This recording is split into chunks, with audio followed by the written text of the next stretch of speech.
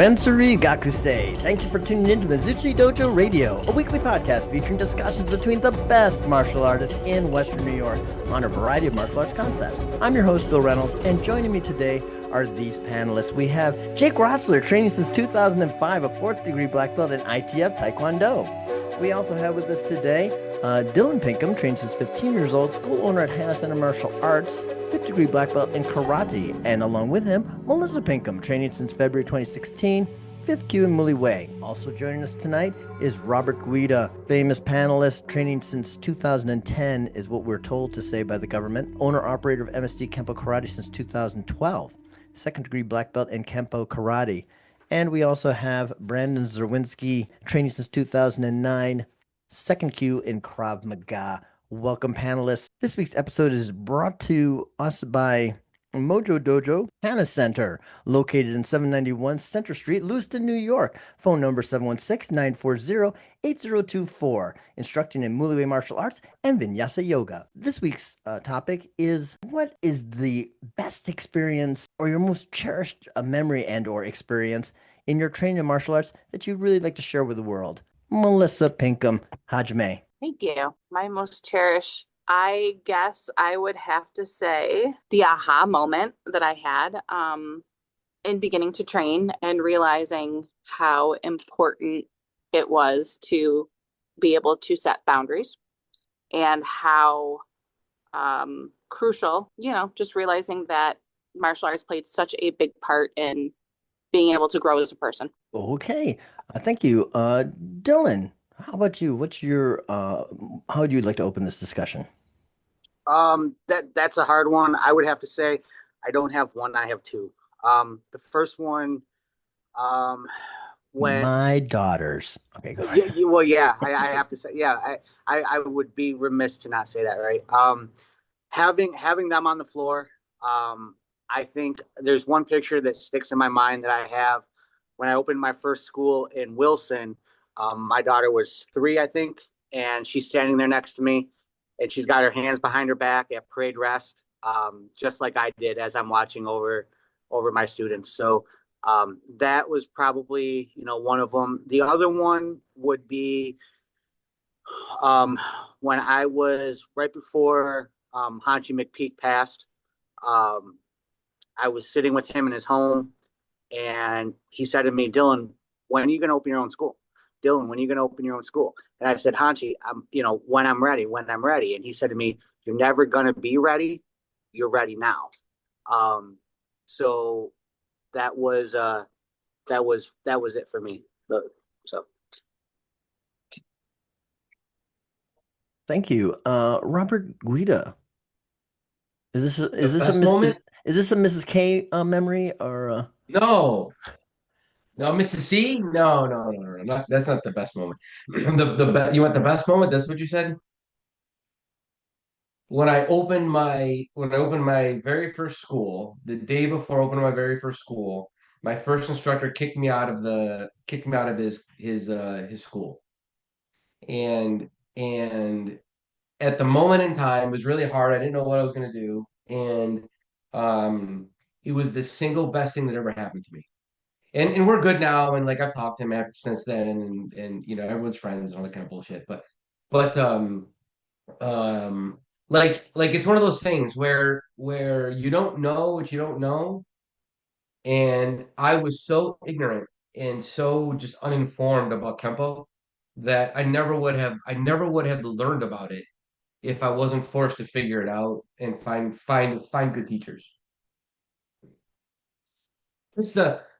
And another way to put it, it's a small town syndrome, right? You got a school in a small town. Well, that school, if it never travels outside of a small town, is just inbred. I mean, like all they know is what they know, and they don't know anything other than what they know. And so, are they good? Yeah, I mean, maybe, but maybe not. And so, I think it forced me to kind of like reach out and find really good instructors and get much better. Okay, thank you. Brandon.A.Czerwinski, opening thoughts. I'm trying to figure out how to say this without sounding like a psychopath. There were several moments that uh, I would say, in my mind, I thought it works. Martial arts works. Um, some of them were actually when I was with your school directly, Bill, went to tournaments.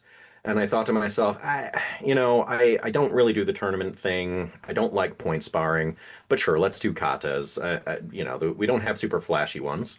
But sure enough, both times I went, boy, did I know how to pick them. I ended up pulling in first place for the colored belt division. And I thought, okay, great. Other people appreciate that. This is where I don't want to sound like a psycho. Is another moment I do cherish is the time I was attacked within the last few years, and the self-defense kicked in. I was able to defend myself, not really injure the other person. He was clearly very mentally unwell. Um, and the situation was mitigated the best way it could be, thanks to, muscle memory. Um, so I do in a way cherish that moment because it was like the training works. It's doing something, and that did in its own way once the adrenaline wore off felt good. So Jake. Oh, I have so many that I could talk about. The one that immediately came to mind was my very first black belt test. I was it trained for about 4 years. I was very freshly 16. I was about 3 days past my 16th birthday, and the kids that I had been training with the entire time, they were the ones I was most excited to see get their black belts. I had literally watched them grow up. I'd worked with them. I had over the years morphed in from just a student into a student teacher role and a helper role, and being able to see them grow from these little guys that could barely walk on their own 2 feet into full-fledged martial artists was I think that will forever be like my proudest achievement, my happiest moment in martial arts. I mean, there's a lot of other really honorable mentions. The I'm going to say the first time it was our first tournament together. But when my girlfriend beat me in a tournament, even though I've been doing martial arts for 20 years and she's been at the time had been doing it for about 6 months, that was really great to see. Um, I when and I Rob's gonna give Oh, me we got to hear about that. You can't just gloss over that. yeah, I'll come back to that one in a second. Okay. Rob's gonna give me some stuff for this one, I'm sure. But uh, when Patterson invited me to come, not just train at his school, but teach at his school, that was that was incredible. I have him, I still have him on such a pedestal. So knowing that he trusted me to teach the students was incredible. And then I feel like I would be remiss to say, or remiss not to say when I got my fourth degree, when I got my master black belt, um, obviously a really great achievement, but all the other ones come before that. Um, but yeah, so the quick tournament thing. So she and I started doing Iaido, which is a Japanese sword art, last August. So not quite a year and a half yet.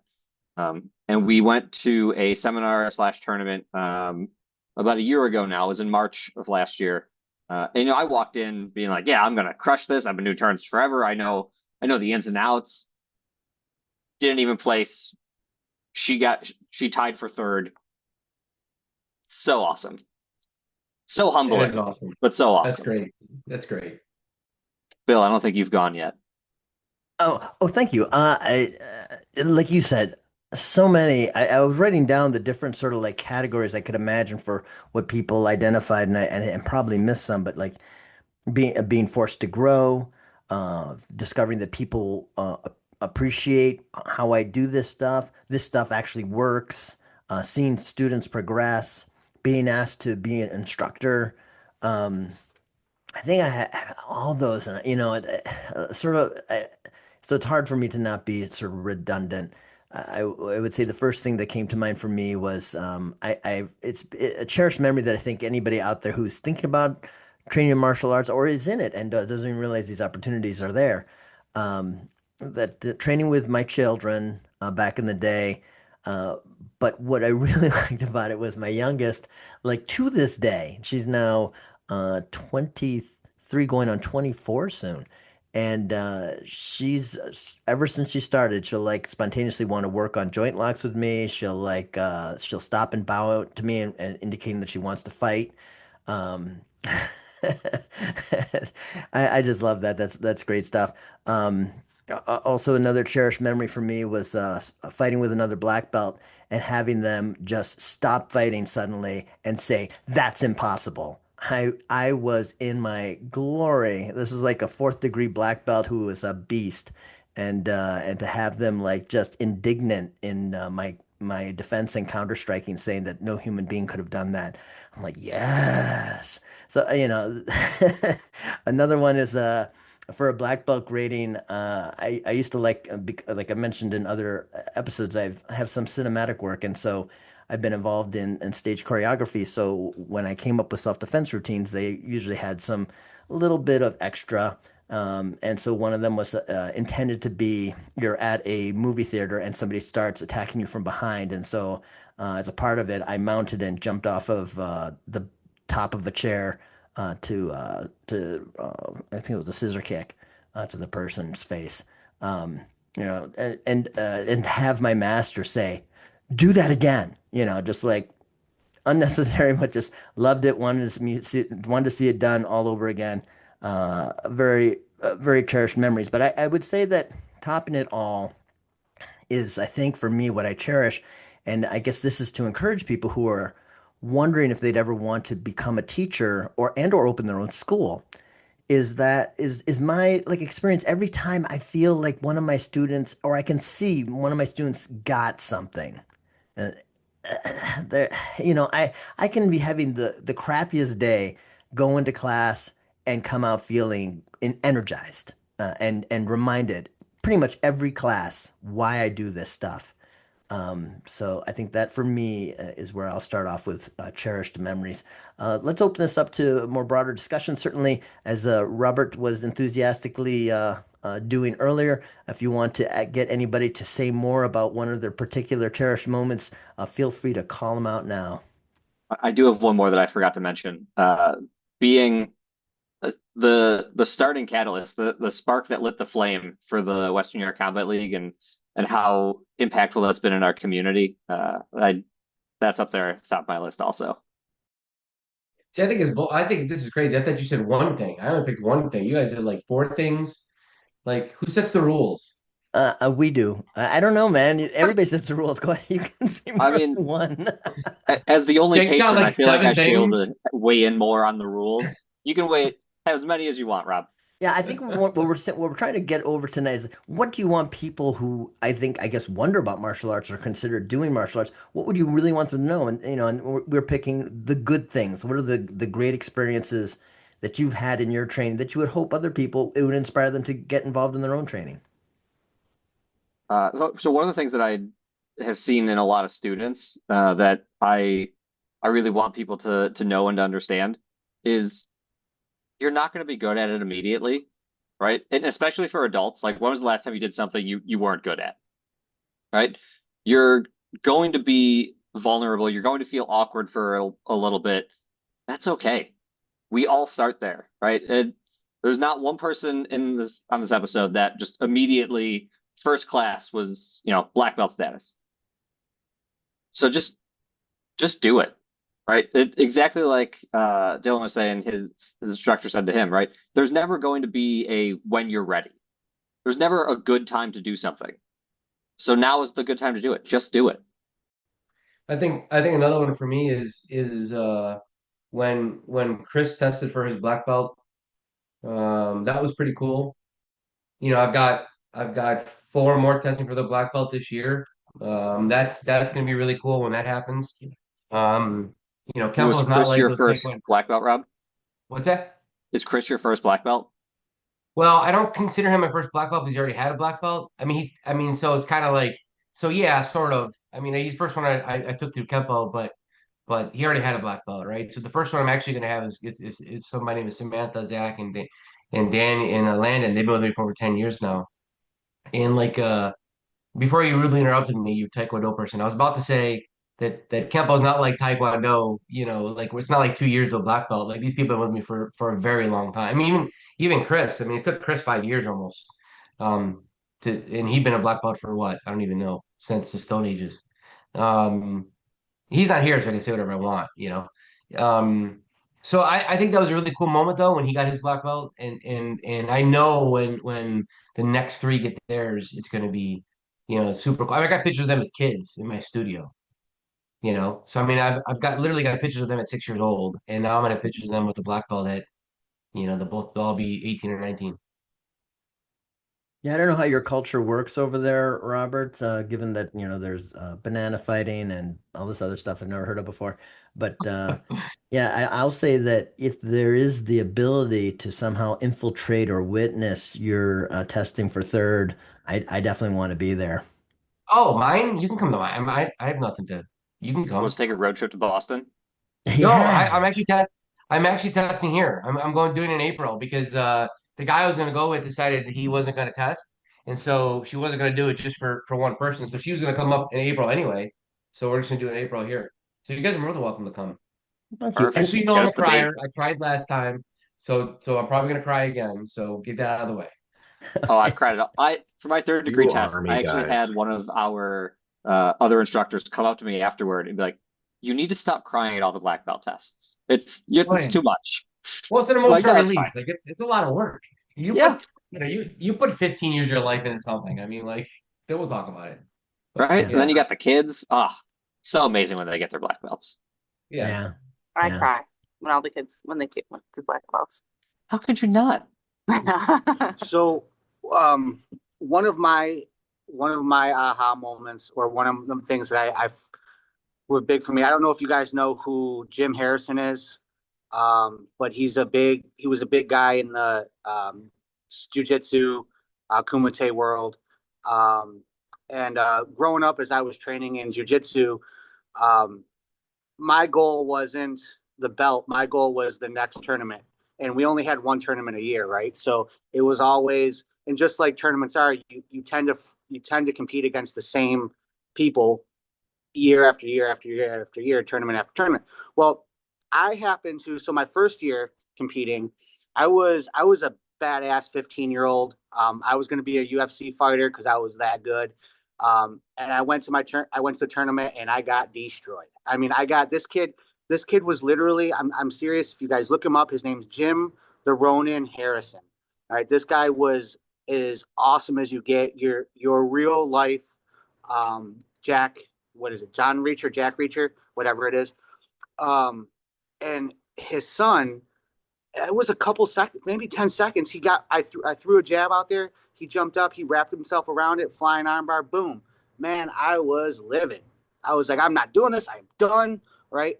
And my father, also my coach, was like, hey, you know what? Are you done? Are you going to give up? You want to take your belt off? You want to take your gi off? You want to quit? I was like, no. He's like, well, then stop being a baby.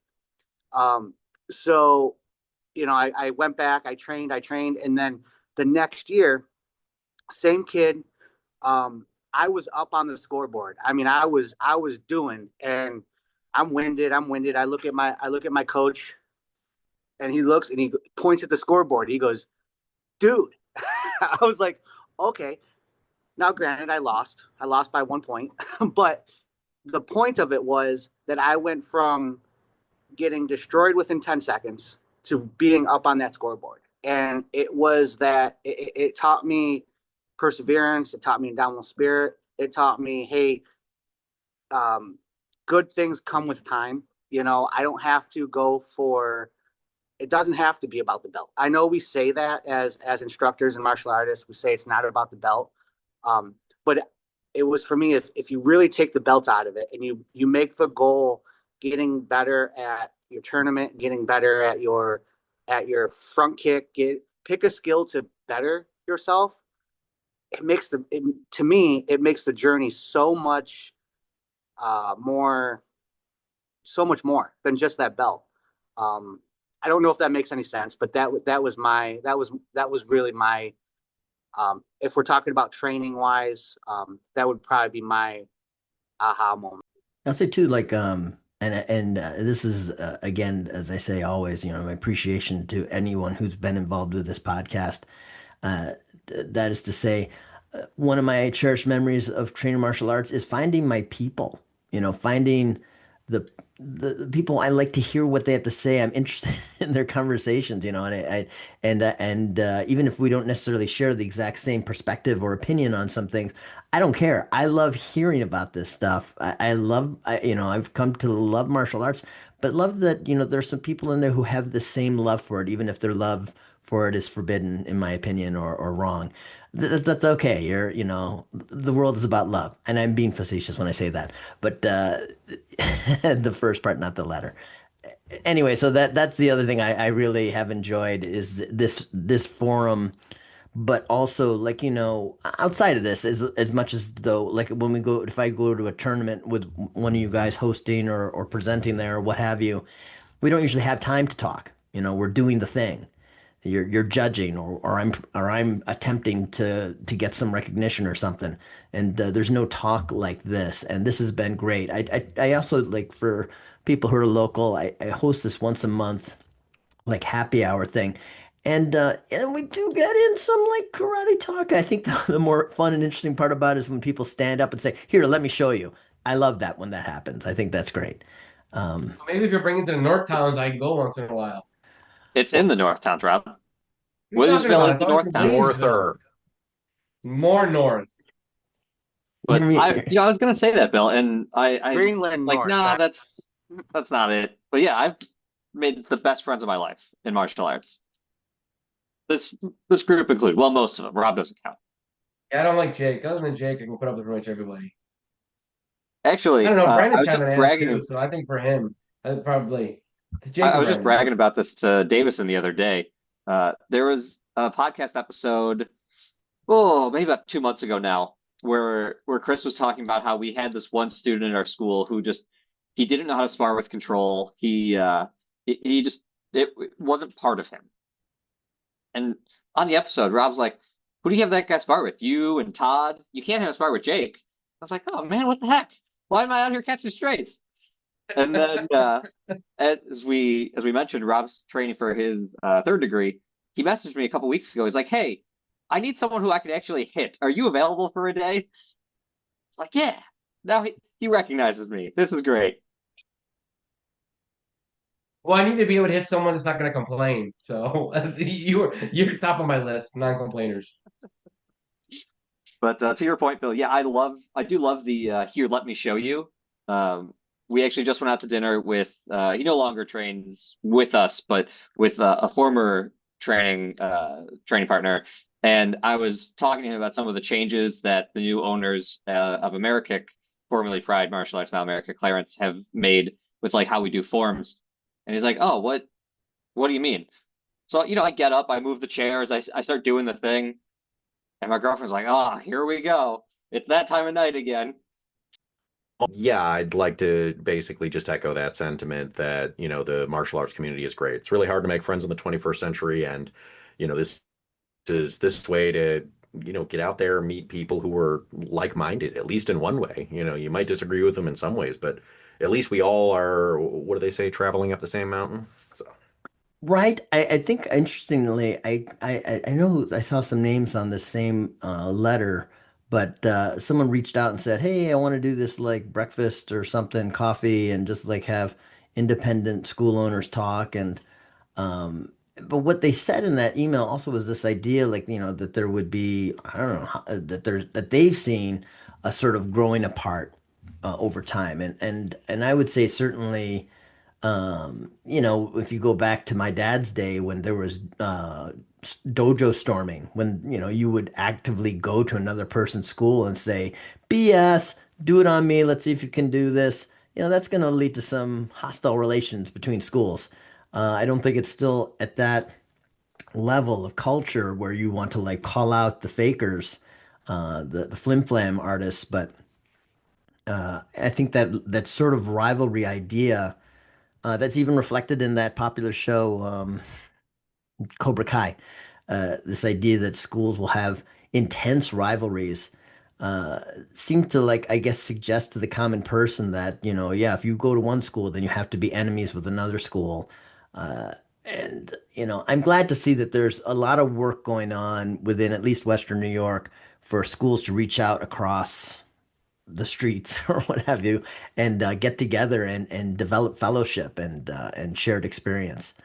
Um, it reminds That's me, what I was going to say. It's interesting to me that this person feels like we've grown apart because in my time, I've seen schools open up to each other and start growing together.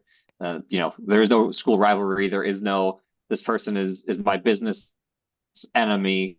No, we're all traveling up the same mountain. I think the case is like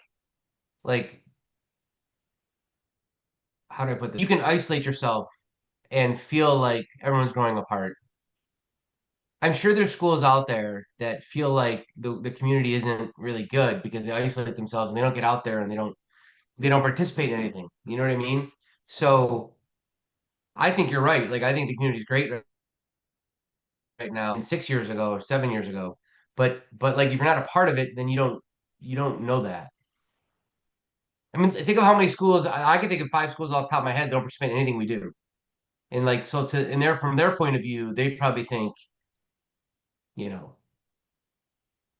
right? it's Like very it's a very bad community. Did you know one of our sometimes panelists, Jen Hoke, we were talking about this. She's applying to a job to be a martial arts instructor in Hamburg, and I forget the name of the school, but it doesn't exist.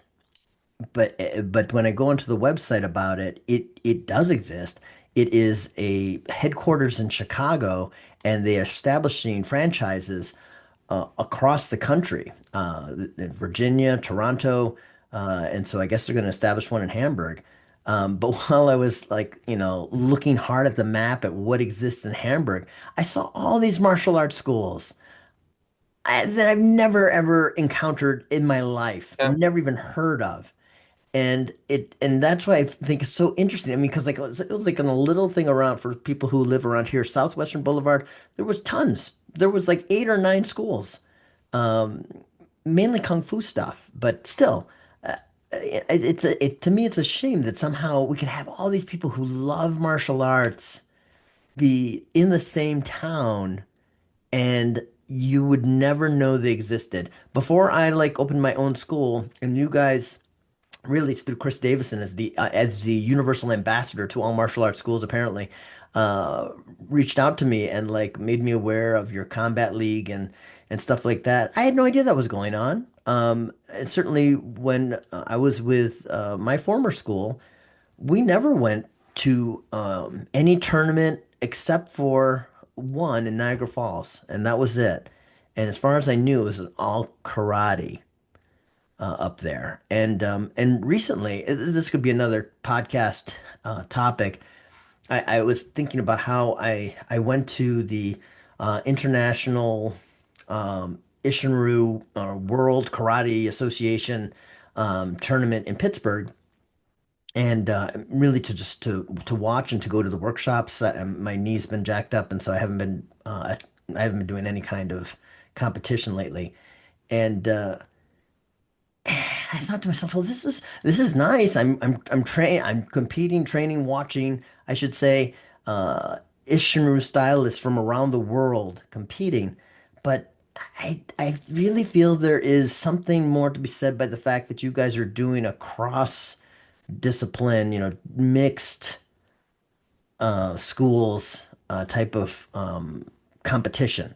Because I think that like recently, as you may know, in our school we have two associated Asian things going on. Another is Wing Chun being taught in one of our classrooms, in the smaller classroom. And recently, I partnered with the Shifu, and his students came in onto my training floor, and we did a joint fighting exercise, mainly to help them start pressure testing what they do with Wing Chun and see how it feels and looks against classic karate. And it was well appreciated by both schools. The kung fu schools were just really thrilled and got a lot out of it, and my students felt like they got a lot out of it too, seeing this other system and how it works and interacting with it. And so I think that's another cherished thing. I think for at least this area is that um, there's really I feel like a real push or drive or something to have more fraternity amongst the martial artists here than I think has existed anywhere ever. I don't know. I don't know. I'd love it if somebody from another listening to us somewhere across the globe could say, "Oh no, we got this in Tampa, Florida too," or right here calling you from I don't know, Memphis, Tennessee, and we're full of brotherhood, fellow martial artists. Love you. I don't know. I I feel don't like think it's so, here. Bill. Hmm. We're unique. I don't think so. And I say it from the point of view of like I'm a member of like a shit ton of Kempo forums and all across the country, and I see the infighting and the things they do, and it's the same thing with FMA. Very few friendly, it seems to me anyway, very few friendly groups out there. Very few. So I do think it's kind of unique around here. I think the biggest part of it is like a lot of trust. I mean, like you talk about associate with daily, you and the Canes and Patterson and Hillman and all of us here. Like I know that Tom Hillman's not going to steal a student from me. Like I know he's not, and he knows that I'm not going to steal one from him. I've had students go there because I'm like, look, you're passing his school. Don't quit. Go. Go to someplace closer to your house. Um, but I don't think that exists with a lot of people. I've had other local martial artists tell me, no, I'll take your students. If they want to switch and come to me, I'll just take them. And I'm like, but that's you can't. I know I have like and I hope they listen to this episode because I think they may have come from a place where there was this sort of rivalry, All like you right, said. we're getting close to the end.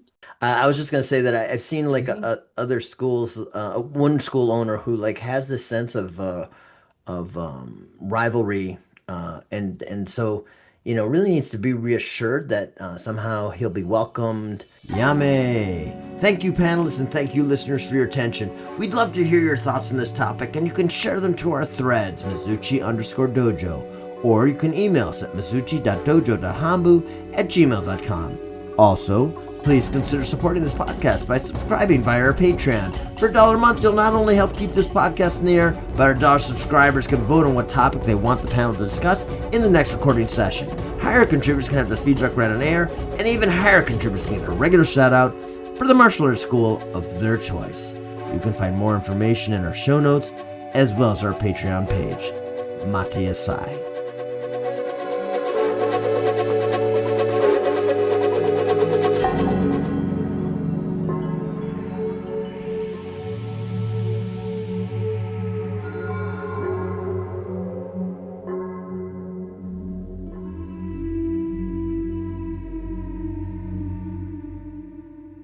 Jake Rozler. He has been training since, I don't know, since he was a little boy and is now a 4th degree black belt. And no, let me start again.